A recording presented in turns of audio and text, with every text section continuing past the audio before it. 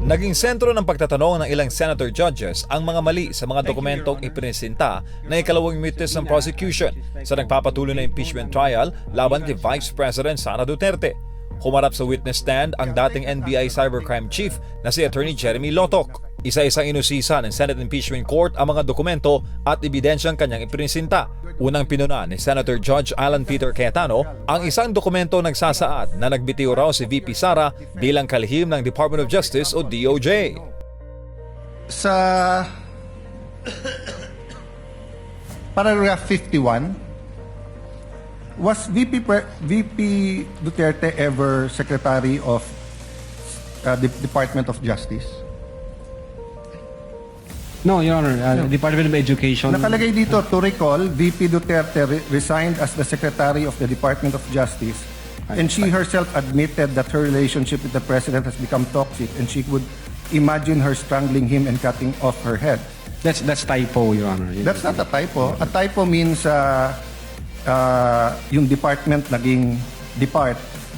Department of Justice and Department of Education are two different things. Sunod namang kondisyon ni Senator Judge Amy Marcos ang isa pang hindi tugmang petsa sa timeline ng investigasyon ng NBI. Lumabas sa pagdinig na may petsang November 6, 2024 ang sabina para sa ilang media personnel. Samantalang November 23, 2024 na, ginawa ni VP Sara ang online media briefing kung saan niya binigkas ang mga pahayag patungkol sa Pangulo at First Family. Ipinaliwanag naman ng witness na si Attorney Lotoc na typographical error lamang ang petsa nakasaad sa sabina at dapat ay December 11, 2024 ito. Sabina, Duces Tecom, yung date ho ng appearance niya is December 11. Appearance po, ang tinatanong yung date ng sabina. Date ng sabina, Your Honor, is 6th day of November 2024, which I believe this is a typo kasi magkakasunod ho ito doon sa mga inisyuhan namin na media personalities. Attorney Lotoc, typo na yung affidavit mo? Typo pa yung sabina? Hindi po. What are you looking at? The sabina or the affidavit? Dalawa yan eh. What are you looking at, Attorney Lotoc? Sabina, Your Honor. So the sabina is dated November 6. Okay. And the affidavit also is November 6. Dalawang typo carried over. Asan yung affidavit? Hindi ko pa nakita, ma'am, yung affidavit na November. Your Ikaw affidavit ang says pumirma November eh. 6. Pwede patingin ako. Yung affidavit of investigation mo na binigay, pati I-check yung ko po, amended, carried over din. Yung first draft na rineject ng DOJ, yung ikalawa, parehong November 6. Saan? Pirmado ninyo eh. Samantala, sinabi naman ni Presiding Judge Chis Escudero na hayaan na lamang ang mga dokumento ang magsalita para sa kanilang sarili dahil ang mga ito raw ang pinakamainam na ebidensya sa usapin. Anyway, Senator Judge Marcos, let the document speak for itself. That would be the best evidence of it, if at all, of the dates of either the subpoena and or the affidavit. Good afternoon, Mr. Witness. So, dediretsuin ko na, no? So, what we're trying to figure out here kasi is, are you really investigating whether may threat kay VP Sara and whether she threatened the individuals mentioned, including the President?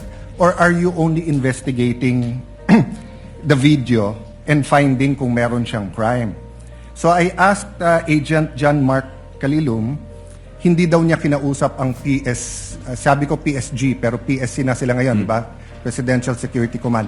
So Opo. did you speak to the Presidential Security Command about the threat on the President? Your Honor, in terms of correspondence between the Presidential Security Command at yung NBI, ang makakasagot po niyan yung director. Kasi hindi ko alam kung may usapan nun sila.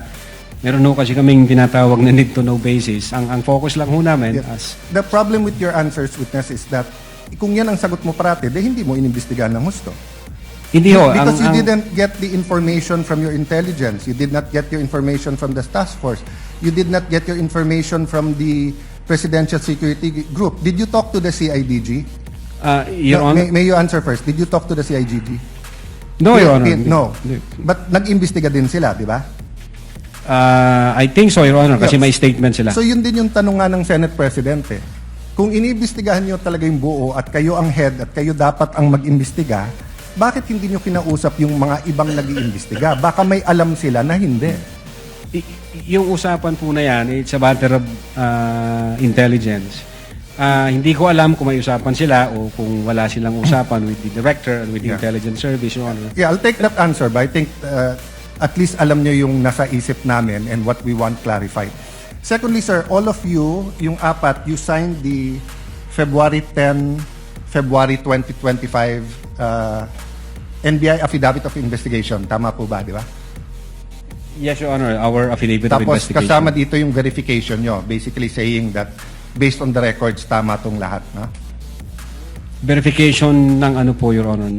Sa dulo, nag-sign kayo ng verification. Verification of non-forum shopping, Your Honor? Yes. And Opo. that, aside from non-foreign shopping, give me some latitude because to explain the question.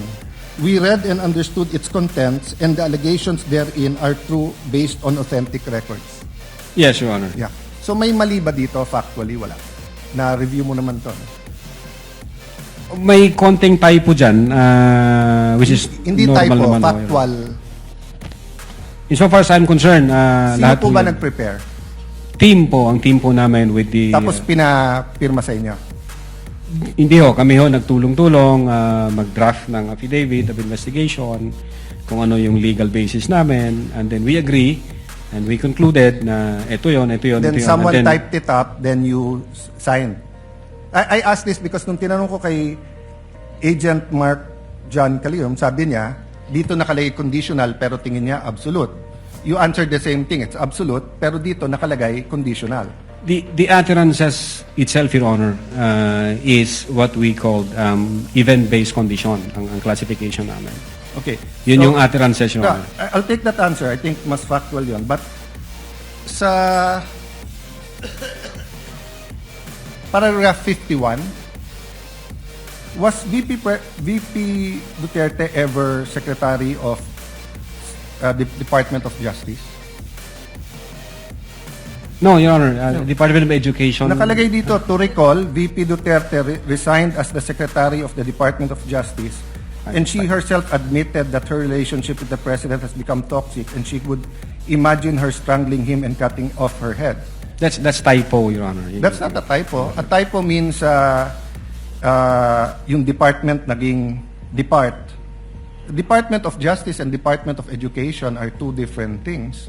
Ang alam If- namin... if- Sorry po. Yes, sir. Go ahead, sir. Yeah, Department of Education ang alam Yeah. namin. So, kasi, I just filed my counter affidavit sa ombudsman about yung obstruction of justice. Ilang beses ko kailangan basahin kasi nga, pag may mali, pinirmahan nyo na sinasabi nyo. No? But anyway, going back to the condition, you mentioned the case of SPO2 Hamata. Yes, sir. But isn't it true that the lis mota of that case was really res judicata and double jeopardy? Meaning, hindi tinake up ng Supreme Court whether or not a condition. Yes, sir. Di ba? Opo. Oh, so that wasn't on point kasi I was going to ask, is there a difference if the condition is legal or illegal? Di ba? So halimbawa, pag sinabi ko sa yung pag natanggal akong Senate President, patatanggal din kita. Okay. Unang-una, legal naman akong tanggalin na Senate President. We always vote. There's nothing there. But if illegal, o pag pinapatay mo ko, papapatayin din kita. Is there a difference if the condition of why I will act or why I'm threatening you is an illegal act? Well, under the law, Your Honor, it says there that even the condition is unlawful. So, regardless of the nature of the condition, Yes. sir. No, I want to get lang into your mind when you sign this because nga medyo novel yung case to for me. Even as a lawyer, I have to do more research and see anong ibig sabihin nito grave threats dito because you keep mentioning we keep mentioning here that this is the second highest official in the land and therefore pag trinete niya ang pangulo. But who was the Vice President claiming na pwedeng magpapatay sa kanya? Again, Your Honor, yun po yung reason ba't nag-issue kami ng subpoena. No, Gusto po sa namin... reading nyo nung statement niya, sino tinutukoy ng Pangulo na mukhang mag-ooperate sa kanya ng Operation Romanov? Sinong pinagbibintangan niya? Well, una, kung ang pag-uusapan Romanov, Your Honor, ang alam namin na unang nagbigkas ng Romanov ay si si Mayor Baste yata noong January 2024. Other Yes. than That's irrelevant. Ang question ko, in the mind of the Vice President, sinong pinagbibintangan niya na pwedeng magpapatay sa kanya? You said you investigated eh. So mahaba na testimony niyo ni Agent John Mark. So of course, kasama sa investigation niyo, sino sa mind ni Vice President magpapapatay sa kanya? well, again, Your Honor, since wala kaming makuhang valid information, Ano, hindi ba klaro sa video na ang pinagbibintangan niya is the First Lady, the President, and the Speaker of the House? So sabi niya, pag pinatay ako, patayin mo silang tatlo. So ang pinagbibintangan niya na magpapapatay sa kanya, yung tatlo. I cannot answer to that, Your Honor. Senator Judge Allen, Yes. kindly wind up. Okay. But you have to be able to answer that because you're the one who investigated. And that is crucial. Why? Because part of your self-defense, so for example, if I know na sa senator judge, pag hindi ako bumoto one way or the other, papapatayin ako ng whatever, chief PNP or papapatay ako ng whoever. So pag sinabi kong, pag ako pinatay, si ganito nagpapatay sa akin. And then, ang difference, I don't usually give a threat na patayin mo rin. So could it be that actually that was the defense of the Vice President para hindi siya patayin? I don't know the state of the mind of the Vice President. But you've testified all throughout this afternoon that you went into her state of mind. Based on the series of events, Your Honor. Yes, and based on her statement, and the series of events is nag-away sila ng administrasyon, and the series of events is that sinasabi niya, pag ako'y pinatay, eto tatlo ang papatayin niyo. Okay, last question. Kay Attorney Lopez, tinanong din to ng Senate President, ni Senator Tulfo.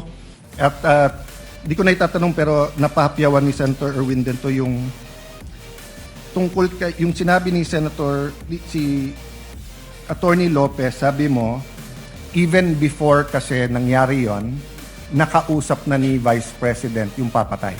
That's the literal meaning of the statement. Yes, that's the literal meaning, but did you believe her?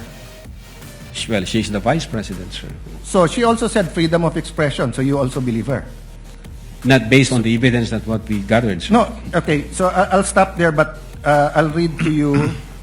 Sinabi niyo kasi sedition. Pero tignan niyo po yung page 25 nung sarili niyong affidavit, ha. Si Princess Maui, ang sinabi niya, ano po ba ang pwede niyong maging remedy para matapos na ito, lalo't nagsisigaw na po ang taong bayan na mag-people power na. So actually, I would consider ang nag-uudyok si Princess Maui. Of course, we can discuss people power, pero tignan niyo po ang sagot niya after yung sa pagpatay. Ang laban ay wala dyan sa EDSA, ma'am. Wala dyan sa mga highway. Ang laban, ma'am, nandun sa loob ng palasyo. Yan ang problema. We appreciate yung expression nyo ng disgust, ang pagkamuhi, ang hopelessness, kasi it reflects kung ano nararamdaman ng maraming milyon-milyon. Alam ko yan, ma'am. Kahit saan ako pumunta, ang sasabihin, binoto namin dahil sinabi mo, iboto namin. So if I look at that statement, parang baliktad. Parang sinasabi niyang huwag kayong mag-people power. Hindi, actually, kung babasahin po natin yung buo, may sinabi siya doon na natutuwa siya sa ginagawa nila. Sa ginagawa nila na active nagrarally. Pero sa people power, ito yung exact. But I won't argue with you. I'm just trying to get into your frame of mind. Yes, Your When Honor. do you believe her and when do you not believe her? And what did you actually investigate? We based everything on the evidence that we've gathered. Thank you, sir. Presiding Officer. Thank you, Mr. Witness. Opo. Thank you, Senator Judge Alan Cayetano. Senator Judge Marcos, thereafter, Senator Judge Aquino. Senator Marcos, you may proceed, ma'am, when you're ready. Thank you very much, Presiding Officer. And Attorney Lontok, Yes, maupay nga pag-abot din Mapaya dili kulog, ma'am. ha aton Senado. Opo, ma'am. Okay, I'd like to affirm lang yung sinabi mo kanina na nung nangyari nga itong hating gabi na interview ni Vice President sa Zoom, agad-agad in-orderan kayo, in-instructionan ng NBI, na mag-imbestiga. Tama po yun? Hindi po, Your Honor. Sabado po yon, lunchtime, mayroon kaming meeting ako with the then Director Santiago. I think between 12 noon and 1 p.m. And then mayroong instruction na nanggaling kay Delta Santiago na, Jeremy, may kumakalat sa social media, may mga utterances na ginawa ang Vice Presidente. Imbestigahan natin. Since may cyber aspect ito, imbestigahan nyo na. Doon po nagsimula yon. Tama. So, anong araw yon? Kasi, andito sa inyong affidavit of investigation at yung sinabi ninyo na on even date. Ang tinutukoy mo ba yung November 23 din? November 23, ma'am. Kasi natapos ho ang... Oo, gabing-gabi kasi yon di ba? Madaling araw po ng alauna, ma'am. That's right. So, nag-meeting kayo kaagad-agad? Ganun ba? Hindi, ma'am. Hindi po kasi namin alam yun. Kailan kayo inutusan na mag-imbestiga? During lunchtime, nung may meeting kami ni then Director Santiago, pero iba ho ang iniimbestigahan namin krimen. Kailan kayo sinabihan ng DOJ na mag-imbestiga? Anong araw? That same day, ma'am. Kaya nga, November 23. November pa rin. 23. Oo, pareho lang. Yun ang sinabi ninyo kanina nung tinatanong kayo ng counsel ng prosecution. Yan din ang nakasaad. On even date ang nakasabi sa inyong affidavit. Opo. Yes, ma'am. Okay. So, nag-umpisa na kayo. Kwento nga ninyo, four-phase yung investigasyon. Nag-umpisa sa identification. Nagbigay kayo ng hash value. Nag-preserve kayo ng data. Pagkatapos nag-research kayo. Subsequently, sinabi mo na meron kayong open source intelligence search at natuklasan ninyo na meron palang October 18 video na press con na naman ni OVP na nasa Facebook at may mga sinasabi na naman na puputulin yung ulo. Tama ba yon yung October 18 ang nakita ninyo? That's the continuation in the analysis phase, Your Honor. Oo. Yes, Your Honor. Kasi nag-research na kayo, no? Bilang fourth phase nga ng inyong investigasyon. Tama po ba? Hindi po, Your Honor. Yun yung third phase ho, yung analysis and attribution. Sa analysis pa at attribution. So, third phase. Pero bandang huli na. Ang pinagtatakahan ko, kung inutusan kayo ng November 23 na magkaroon ng investigasyon, bakit napakaaga? November 6, 2024, a subpoena was issued to ABS-CBN requiring them to submit an authenticated copy of the video pertaining to the 18 October press con. Nandito to sa affidavit ninyo, nasa page 8, number 14. Kung inutusan kayo noong November 23, ang ibig ba sabihin, November 6 pa lang, minamanmanan na si Vice President? Iniimbestigahan na siya bago pa yung Zoom conference sa Kongreso? No, Your Honor. I believe that's a typo yung date. Sorry? Kasi that's a typo, Your Honor, yung date. Kasi makikita doon yung date noong appearance ng taga-ABS-CBN, which is consistent ho siya doon sa ibang initial ng Kailan ba yung subpoena. appearance? Kasi hindi ko nasusundan yung timeline ninyo eh. Parang yung November 23 yung utos, pero November 6 pa lamang, may subpoena na. Ba't nagkaganon? Typo ho yan, Your Honor. Hindi ho yan November 6. Typo na naman katulad ng Department of Justice. No, Your Honor. If I may refer to my notes, Your Honor. Oo, pakita mo na lang sa akin kasi nahanap ko, hindi ko masundan eh. You may do so, This Counsel. is page 6, number 14 po. November 6, 2024, subpoena to ABS-CBN.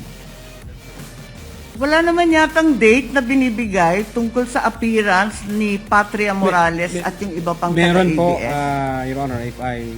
Pakituro lang have kasi the, hinahanap record po of the namin. subpoena. For information, the time of Senator Judge Marcos is over. Kindly... Yes, but he's still responding Of to course, the same we will wait for question the if you will response allow. first. Siya po yung matagal, hindi tayo. We're only counting the questions that you asked, not the answer. Neither are we counting the waiting time for the witness to answer. I-check ko lang po yung ano para... Kasi yung mga sumunod na meeting, doon sa page 13, sa number 30, at sa mga sumunod, Yung mga tinutukoy doon, yung mga media na nandun sa Zoom conference, hindi naman siya yung ABS na humawak ng camera noong October 18. Iba naman yung mga tinutukoy doon eh.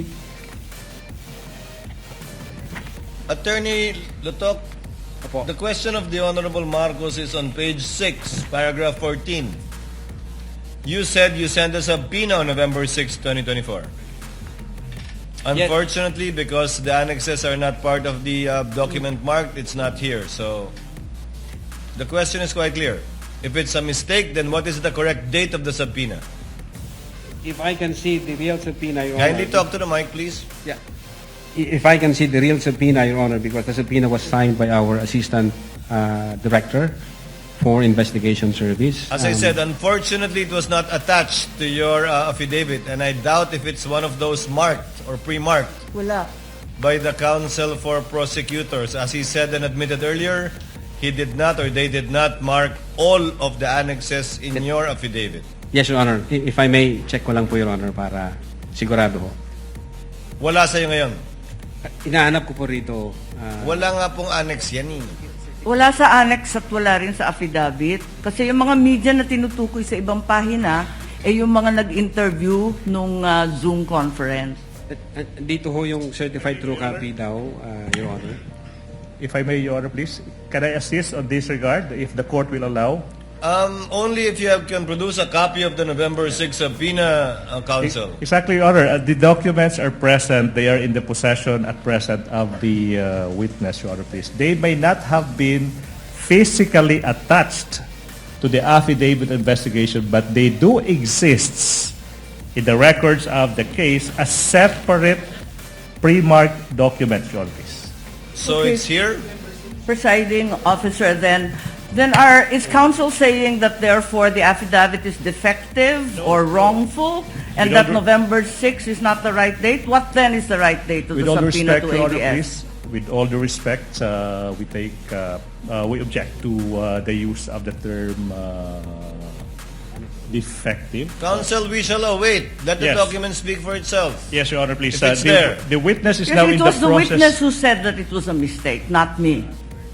No, it doesn't make the entire affidavit of investigation defective. No, I merely said the date was wrong because that's what he said. Yes, Your Honor. It's just been brought to my attention that, in fact, presiding officer, 2 documents were issued on November 6. Not only the subpoena to ABS-CBN, but further the affidavit of investigation regarding the October 18 press con. Can we please be clarified as to these 2 documents which don't seem to appear in the affidavit nor in the annexes provided? Let's first wait for the witness to answer the first question, Senator Judge Marcos. Okay. Yes, Attorney Lotok. If I may, Your Honor. Ito ho, ang subpoena, Duces Tecom, yung date ho ng appearance niya is December 11. Appearance po. Ang tinatanong Appearance. yung date ng subpoena. Date Attorney ng Lotok. subpoena, Your Honor, is 6th day of November 2024, which I believe this is a typo kasi magkakasunod ho ito doon sa mga inisyuan namin na media personalities. Attorney Lotok, typo na yung affidavit mo? Typo pa yung subpoena? Hindi po. What are you typo looking rin. at? The subpoena or the affidavit? Dalawa yan eh. What are you looking at, Attorney Lotok? The Subpoena, Your Honor. So the subpoena is dated November 6. Okay. This- And the affidavit also is November 6. Dalawang typo carried over. Asan yung affidavit? Hindi ko pa nakita, ma'am, yung affidavit na November. Your Ikaw affidavit ang says pumirma November eh. 6. Pwede patingin ako. Yung affidavit of investigation mo na binigay, pati I-check yung ko po, amended, carried over din. Yung first draft na rineject ng DOJ, yung ikalawa, parehong November 6. Saan? Pirmado ninyo eh. Page 6, Counsel, paragraph 14 of his affidavit of investigation.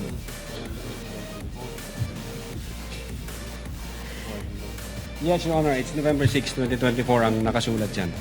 So typo din yan? Is it your testimony na typo din yan? I believe so, Your Honor. Kasi ang intention namin dyan is 11 December 2024. Anyway, Senator Judge Marcos, let the document speak for itself. That would be the best evidence of it, if at all, of the dates Thank you. of either the subpoena and or the affidavit. Yes, presiding officer, just to provide our witness a chance to correct himself or the documents, sa palagay mo, ano yung tamang date kung mali yung November 6? Same ho, Your Honor, doon sa mga subpoena na inisyu namin sa media personalities. Dapat magkakapareho. Yes, magkakasunod po yun. Okay.